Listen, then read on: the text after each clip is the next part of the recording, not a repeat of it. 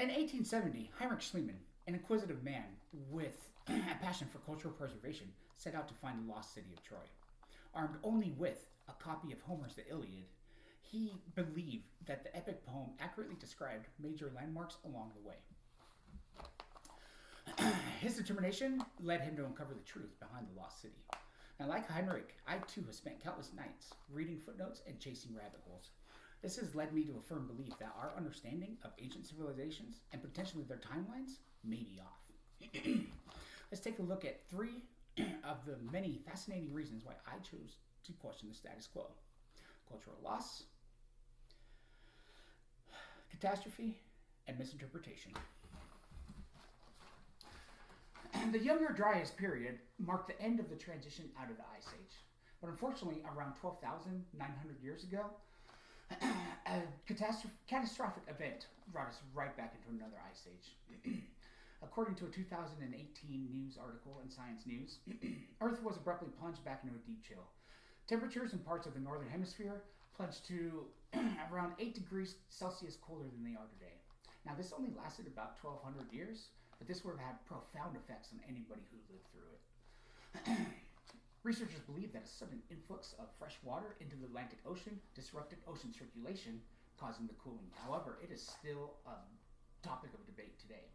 One of the most prolific theories to come out of this, though, is the Younger Dryas impact theory, which states that a comet entered Earth's orbit and struck the Earth, causing widespread devastation. There's some researchers who don't approve this theory, though, as a lack of an impact crater just is not there's just not enough evidence for them, which has led to an evolution of this theory known as the Younger Dryas impact field theory, which states that as the comet entered the Earth's atmosphere, it fragmented it and hit the Earth over a broad area. With a sudden return to Ice Age climates,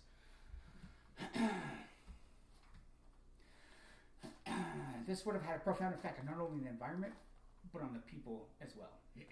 Survivors were likely to have told everybody what happened. So let's take a look at how environmental disruption survives not only through ice cores, but through stories as well, through great flood myths told throughout the world. The ancient Sumerians are credited with having the first known writing structured in the form of a story. The 9 tablets depicting the epic of Gilgamesh have this portion that talk about a devastating flood sent from the heavens as a punishment to rid the earth of humans.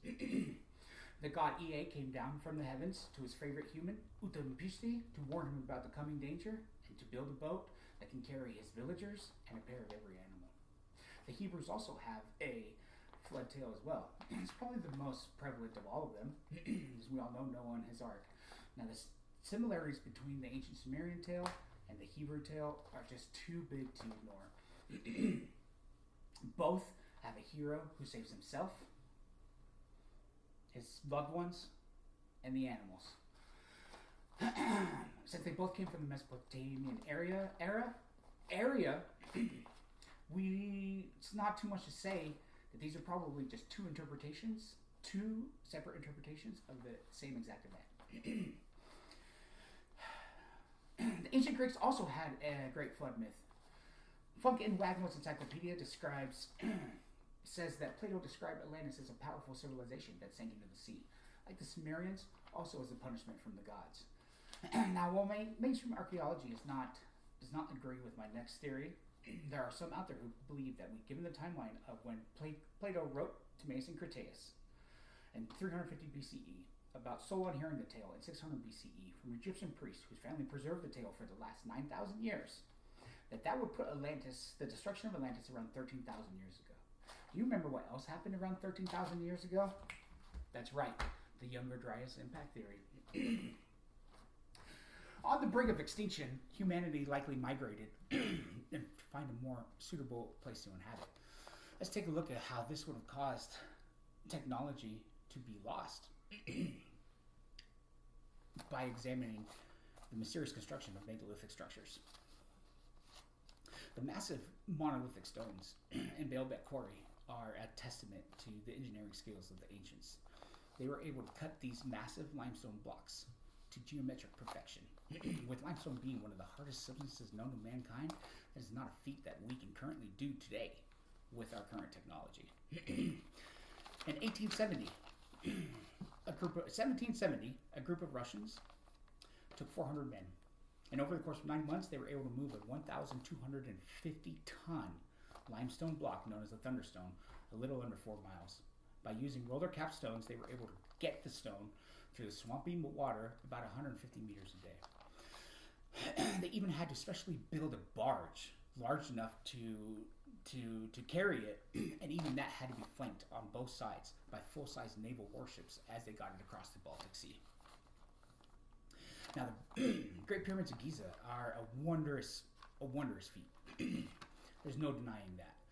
Now, Barna tells us that they use an actual workforce to move these blocks using cedar logs and ramps, and they were stacked them in 435 feet high pyramids. Now, some of these were about twice the mass of the Thunderstone. But let's take the fact of how hard it was for the Russians to move the Thunderstone, couple it with the blatant regression from the 3 large pyramids made out of limestone, with the 4 significantly smaller ones made out of mud bricks. And it's not a stretch to say that the ancient civilizations had technology and knowledge that we can't even begin to fathom, which was unfortunately lost when a catastrophic event reduced humanity's numbers exponentially. Now, by taking a look at the Younger Dryas impact theory, the Great Flood myths, and these seemingly inherited structures, it's kind of easy to see why I choose to question everything. But also, if a 19th century businessman with a tattered copy of Homer can uncover the ruins of Troy, then perhaps we too should take legends more seriously. And every myth may just be a memory waiting for anyone to uncover it.